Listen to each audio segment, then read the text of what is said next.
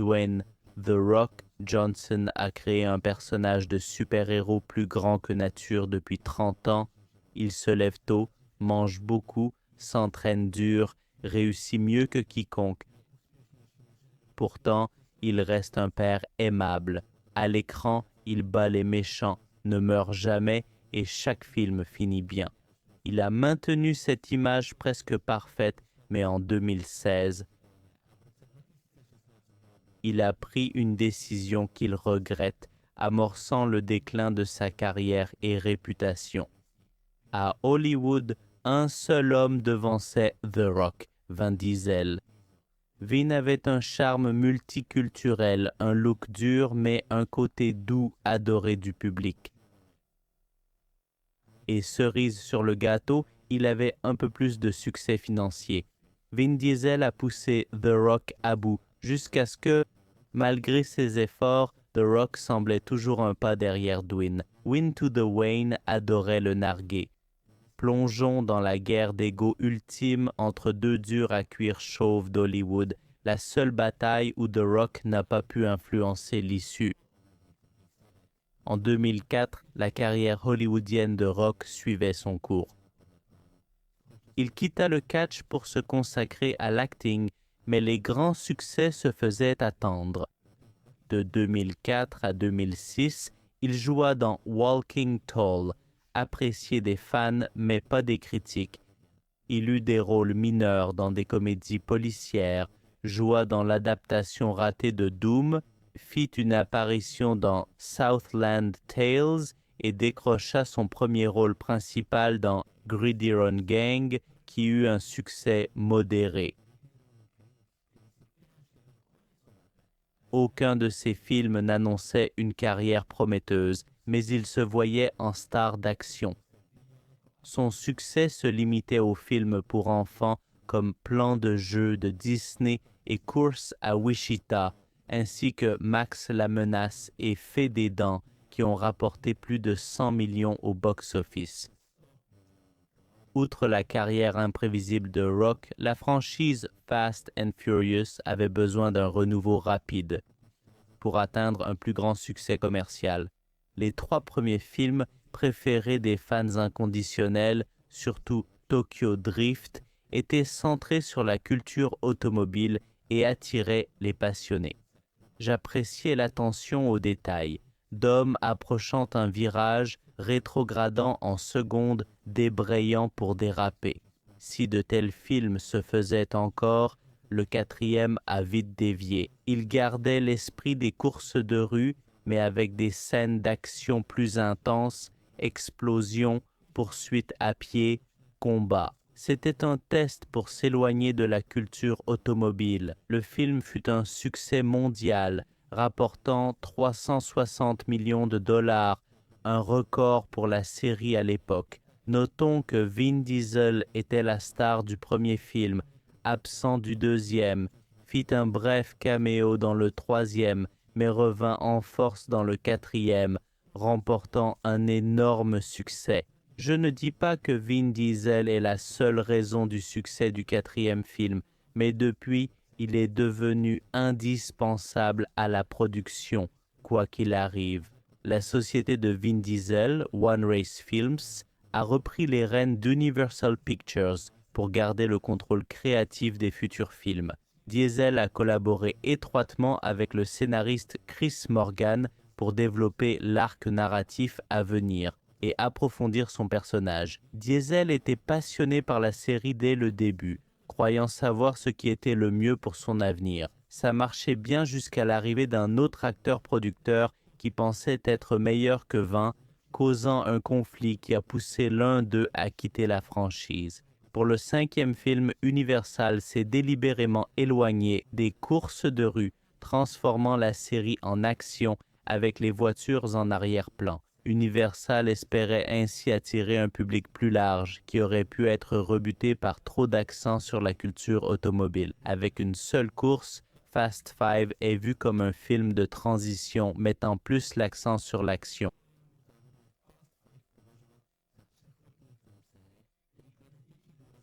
Une séquence de bagarre, fusillade et un braquage central. Fast Five suit Dominic Toretto après sa libération d'un bus-prison par Brian et sa sœur Mia.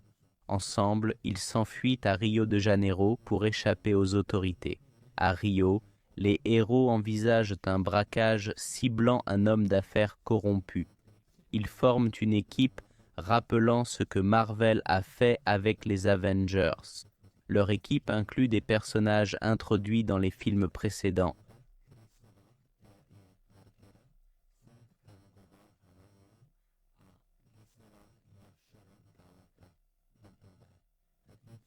Le gang affronte la police locale et l'agent fédéral impitoyable Luke Hobbs, joué par Dwayne Johnson.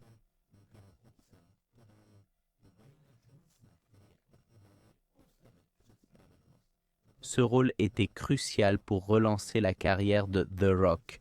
En 2010, il risque tout, exit les films familiaux, tête rasée et 30 kilos de muscles en plus.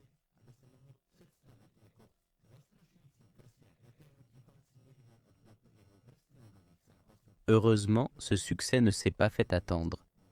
Il a décroché un rôle d'antagoniste, rare pour lui dans le genre qu'il convoitait.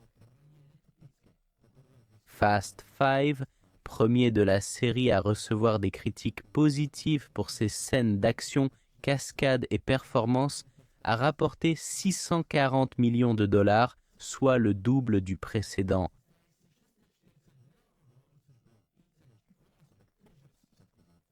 Les fans considèrent Fast Five comme le meilleur de la série. Empire a loué la performance de Johnson, disant qu'il a ravivé la franchise. Ajoutez-y The Rock.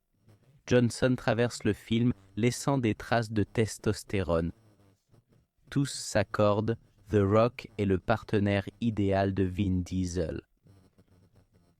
Le studio a vite exploré leur relation complexe. Le film reprend là où Fast and Furious 5 s'est arrêté.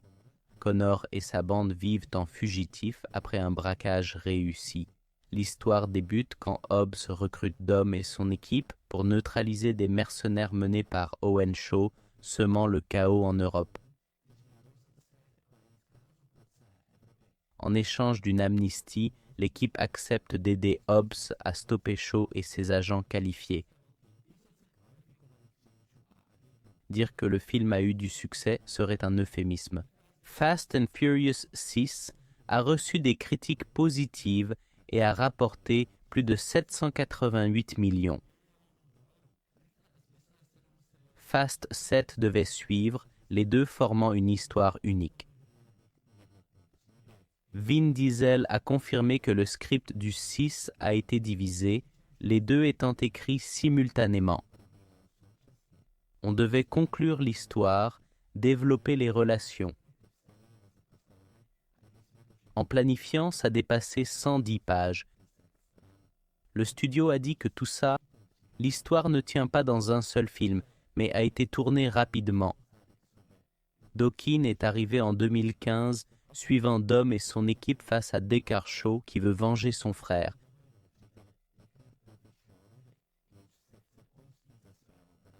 Après une attaque dévastatrice sur leur maison, l'équipe part traquer Deckard, qui les chasse un par un.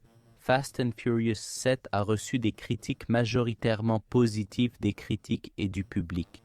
Le film était salué pour ses scènes d'action, sa profondeur émotionnelle et son hommage sincère à Paul Walker, décédé en plein tournage.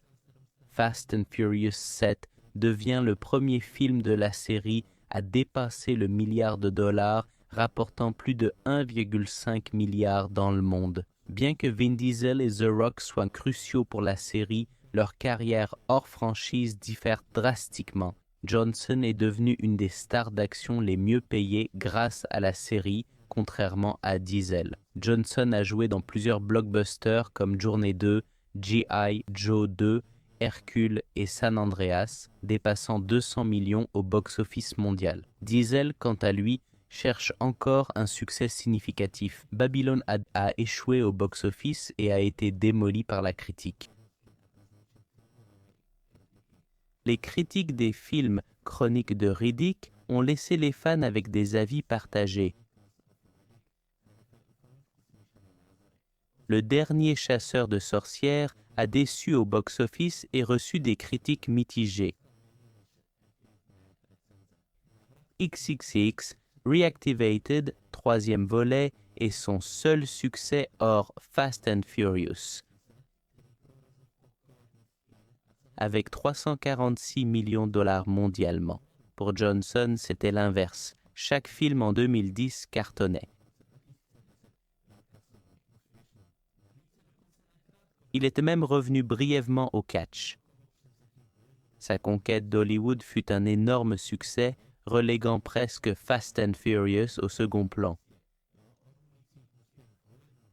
Son triomphe lui a peut-être fait croire qu'il savait mieux que quiconque comment faire les choses. D'autre part, la franchise était apparemment tout ce qu'avait Vin Diesel, le poussant à être surprotecteur de sa vision créative. The Rock a suivi le blâme un moment, puis lassé, a posté sur Instagram un message qu'il a profondément regretté par la suite. Le 8 août 2016, Johnson a publié sur Instagram un long post maintenant supprimé louant ses co-stars féminines et l'équipe de Fast and Furious, mais critiquant certains acteurs masculins sans les nommer. Aucune autre série ne me fait autant bouillir le sang que celle-ci, a écrit Johnson. Mes co-stars féminines sont toujours incroyables et je les adore. Mes collègues masculins, c'est une autre histoire. Certains agissent en hommes décents et vrais pros, d'autres non. Ceux qui ne le font pas sont trop lâches pour y remédier de toute façon. Beau cul, quand tu regarderas ce film en avril prochain, tu auras l'impression que je ne joue pas dans certaines scènes. Mon sang va bouillonner, à juste titre. Tu as raison, un acteur qui condamne fondamentalement un film qu'il est censé promouvoir, c'est extrêmement rare. Je veux dire qu'il l'a présenté de telle façon que le public y aille avec un état d'esprit négatif. C'était extrêmement atypique pour une année. Et qu'en est-il de la famille? Tu sais, ce mot qui a été prononcé 81 fois dans la série Fast and Furious. Les médias étaient furieux quand ils essayèrent de comprendre de quoi parlait ce membre de The Rock. Les fans auraient pu rejeter Tyrese Gibson après qu'il a posté une vidéo où il chante du rock pour sa fille de 9 ans, avec une description le décrivant comme l'une des personnes les plus humbles, bienveillantes et professionnelles avec lesquelles j'ai jamais travaillé. Et ce qui est encore plus important, c'est mon frère. Nous n'avons jamais eu et n'aurons jamais aucun problème. Maintenant, tu dois réaliser que la série Fast and Furious est l'une des plus réussies au monde. De toutes les sagas cinéma, même si ça paraît un drame mineur, les médias savaient tenir un scoop juteux et l'ont amplifié en contactant tous ceux ayant travaillé sur Fast and Furious pour obtenir des citations et développer l'histoire. Le site TMZ a publié un autre article confirmant que la tirade de Johnson sur les réseaux sociaux visait Vin Diesel. Une source de production a dit que le duo se prend la tête en partie car Vin, en tant que producteur, a pris des décisions qui ont déplu à l'ex-champion de catch. Une autre source a expliqué que Vin avait des problèmes avec The Rock car il était toujours en retard sur le tournage, voire absent. Cependant, d'autres rapports ont affirmé le contraire, que c'était Vin Diesel qui se comportait comme un sauvage, notamment pendant le tournage de Fast and Furious 7.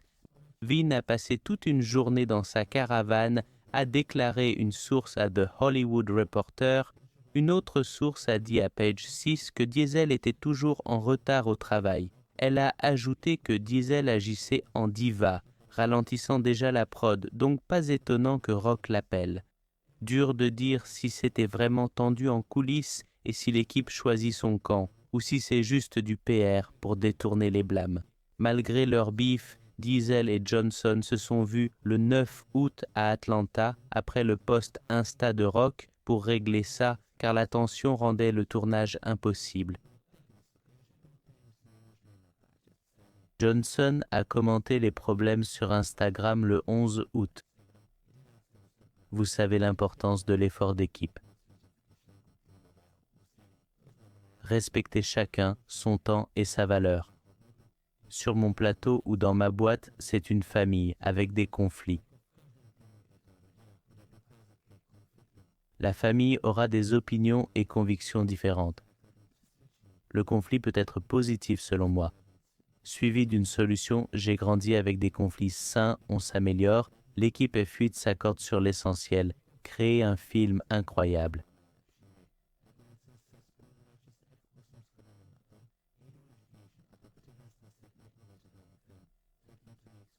Si certains se taisaient, d'autres ont montré leur soutien. Thérèse, le 12 août, a posté 2 photos avec Vin Diesel et un message le qualifiant de frère. Ludacris a posté une photo de ses collègues en action, sans The Rock. Après le tournage, Johnson et Diesel sont restés silencieux pendant des mois. Le 4 avril, la première mondiale de Fast and Furious a eu lieu à Berlin. Les fans ont remarqué que Johnson et Diesel partageaient un peu de scènes, et celle-ci semblait peut-être tourner séparément. Les fans n'étaient pas fous de le penser. Un an plus tard, il a confirmé ses spéculations dans Rolling Stone. C'est vrai, on n'a pas joué ensemble. Il a ajouté qu'ils se parlaient sur le plateau, notamment lors d'une rencontre dans sa caravane. J'ai réalisé qu'on avait des philosophies très différentes sur le cinéma et la collaboration. Ça m'a pris du temps, mais je suis reconnaissant de cette clarification pour l'avenir. C'est dingue, ça fait 8 mois que ce conflit avec Vin Diesel a commencé et il ne l'a jamais réglé. Quand il a enfin parlé, ça a encore plus énervé The Rock.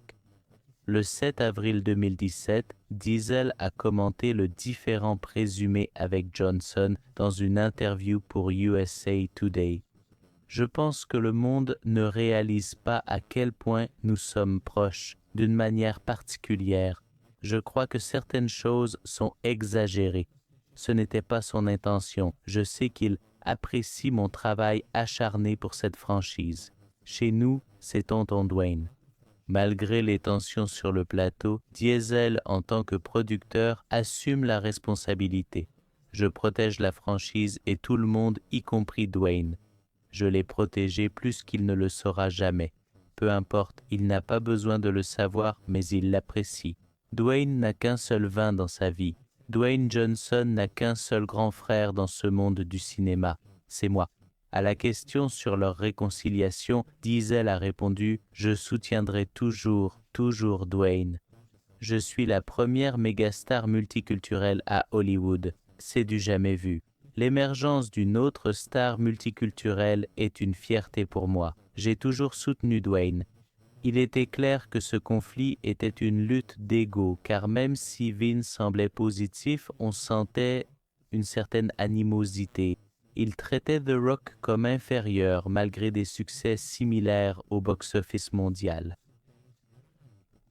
Vin a juste assez d'avance pour se vanter, bien qu'en moins de films.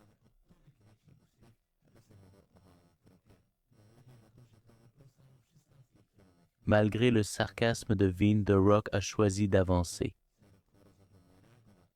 Personne ne savait alors que Rock en avait tellement marre de Vin Diesel qu'il voulait quitter la série, mais il devait d'abord finir le spin-off Hobbs & Shaw. Hobbs & Shaw est une comédie d'action où Johnson et Statham reprennent leur rôle. Sans Diesel, ils ont pu développer pleinement leur personnage. Le film Hobbs & Shaw a connu un grand succès commercial, rapportant plus de 760 millions de dollars dans le monde. À cette époque, le Wall Street Journal a révélé que Diesel et Johnson avaient des clauses interdisant qu'ils perdent un combat à l'écran. Le producteur Michael Fottrell a confirmé que les scènes de combat étaient chorégraphiées à l'avance.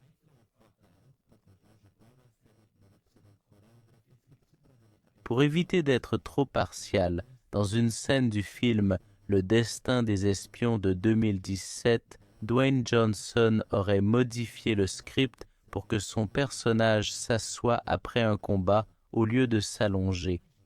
Car The Rock ne s'allonge jamais. Ces rumeurs ont lentement terni sa réputation presque parfaite, mais personne ne semblait critiquer Vin Diesel pour avoir fait la même chose. Cela a peut-être encore plus agacé Dwayne. Lors de la promotion de F, Diesel s'est confié au magazine Men's Health, admettant avoir utilisé l'amour dur sur le plateau concernant l'interprétation de Hobbs par Johnson. Incarner Hobbs était difficile. Mon approche était dure pour obtenir la performance voulue. En tant que producteur, je me suis dit, ok, prenons Dwayne Johnson associé au catch et forçons le public à voir son personnage différemment. Hobbs vous frappe comme, j'en suis fier, mais ça semble que Van Lou rock. Pourtant, on pourrait l'interpréter comme s'il s'attribuait le mérite du rôle de Johnson, disant qu'il n'aurait pas bien joué Hobbs sans lui. On sait que The Rock n'a pas aimé les commentaires de Vin. Il dit à Vanity Fair, « Une part de moi pense qu'il est impossible de répondre dignement à une telle absurdité. » Rock a commenté son post Instagram de 2016 qui a déclenché la dispute. Il a dit « Ça a fait du bruit, mais chaque membre de l'équipe m'a remercié discrètement. Ce n'était pas mon meilleur jour. Je n'aurais pas dû partager ça, ça va contre ma nature. Je ne partage pas ces choses, je les gère en privé. C'est pourquoi je dis que ce n'était pas ma meilleure journée. » Il a maintenu ses commentaires précédents, mais a admis que partager son mécontentement envers Vin Diesel était inapproprié. Il a évoqué une rencontre avec Vin dans sa caravane, disant qu'ils abordent le cinéma différemment. Johnson a critiqué les propos de Diesel sur le grand frère. J'ai vécu ça souvent. Contrairement à lui, je ne viens pas du théâtre. J'ai grandi et été élevé différemment, venant d'une autre culture. Je m'investis à fond dans chaque projet. Si je sens qu'il faut clarifier ou résoudre quelque chose, je le fais. C'est simple. Quand j'ai lu ça, comme tout le monde, j'ai beaucoup ri. Il est clair que quoi qu'il se soit passé entre Johnson et Diesel, ça n'a jamais été résolu. Les films suivants se concentrant sur Diesel, The Rock a décidé de partir.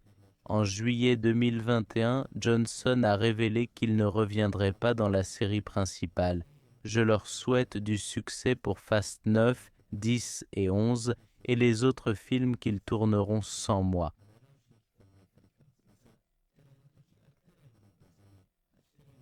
Après cette annonce, Vin Diesel a posté sur Instagram le suppliant de revenir. Mon frère Dwayne, il est temps. Le monde attend Fast 10. Mes enfants t'appellent Oncle Dwayne. Reviens, tu es crucial. Hobbs est irremplaçable, personne d'autre. J'espère que tu saisiras cette chance et accompliras ton destin. The Rock en avait assez des éloges de Vin Diesel, et il semble que Vin continue de le provoquer. Quand il dit que The Rock doit accomplir son destin, on dirait que jouer ce rôle pour la 8e fois est un jalon important dans sa carrière, comme si sa carrière au cinéma échouerait s'il ne jouait pas dans Fast and Furious 10. Cette déclaration de Diesel s'est retournée contre lui et a éloigné The Rock encore plus. Johnson a dit à CNN être très surpris par le récent message de Vin. En juin, quand on s'est parlé en vrai, pas sur les réseaux, je lui ai dit en privé que je ne reviendrai pas dans la série. J'ai été franc mais cordial, disant que je soutiendrai toujours les acteurs et la série, mais qu'il n'y avait aucune chance que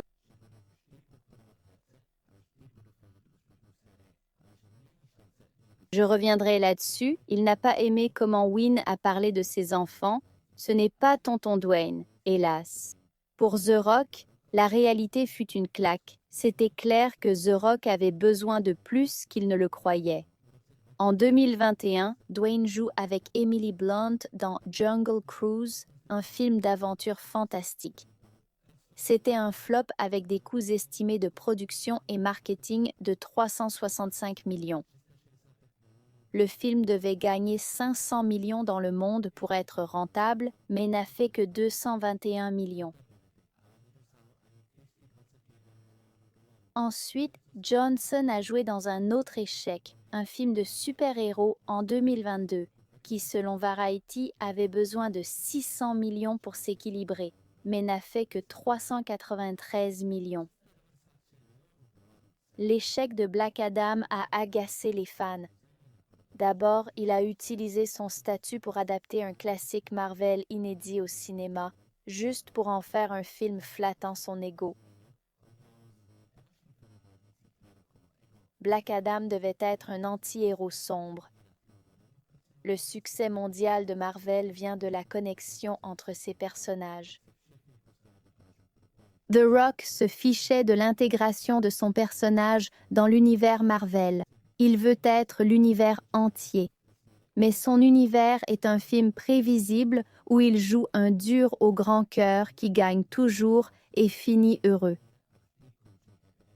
Les gens en ont eu marre de sa façon de détruire Black Adam, ce qui a mené à critiquer ouvertement tout ce qu'il détestait chez lui, comme ses excès absurdes en matière de nourriture, de régime et de bien-être. Il semble qu'il exagère beaucoup.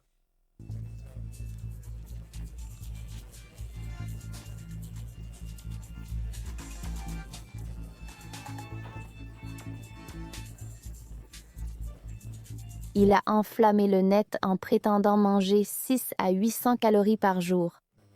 Pour quelqu'un si dévoué à la nutrition et au sport, avec un corps presque parfait à 50 ans, il devrait savoir exactement combien il mange quotidiennement. Mais de nombreux experts n'étaient simplement pas convaincus que The Rock disait vrai.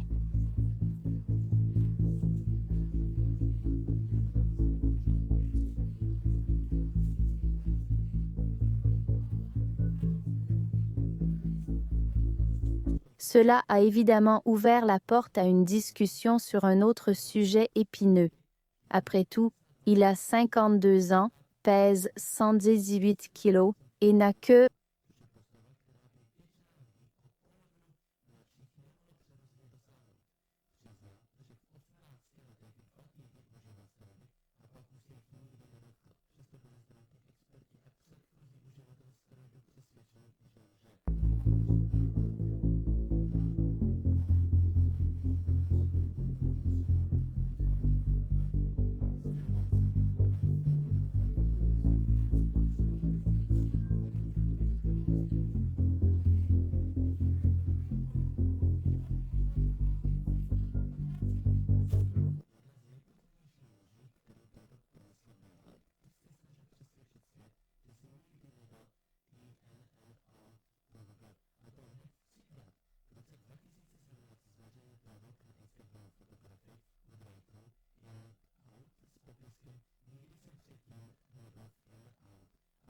son excellente alimentation.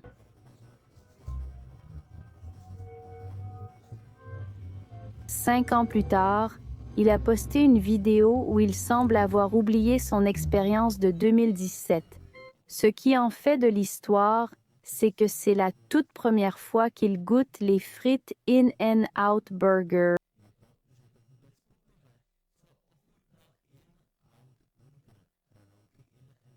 Ou quoi que ce soit de In-N-Out.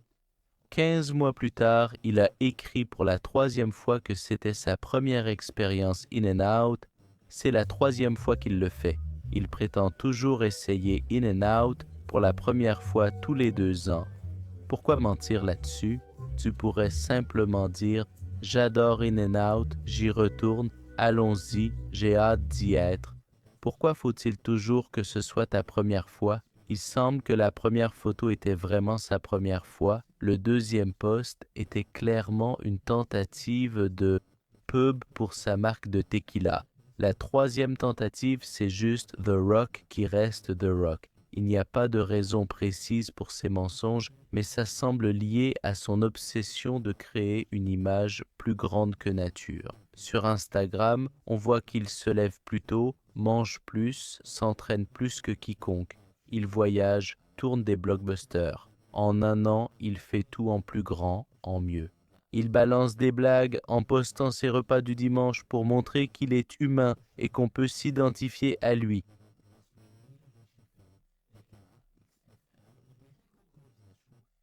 Il utilise ça pour vendre son dernier film, XFL ou toute marque qui le paie.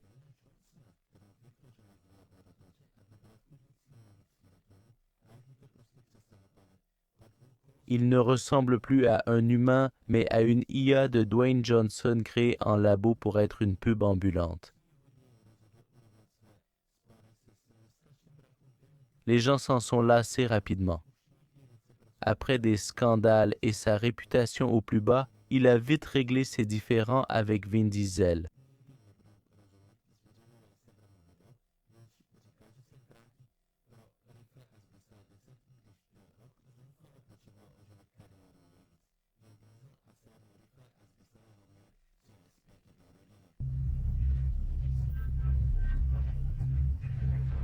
À vous tous dans le monde, oui c'est vrai, Hobbs est de retour dans Fast and Furious.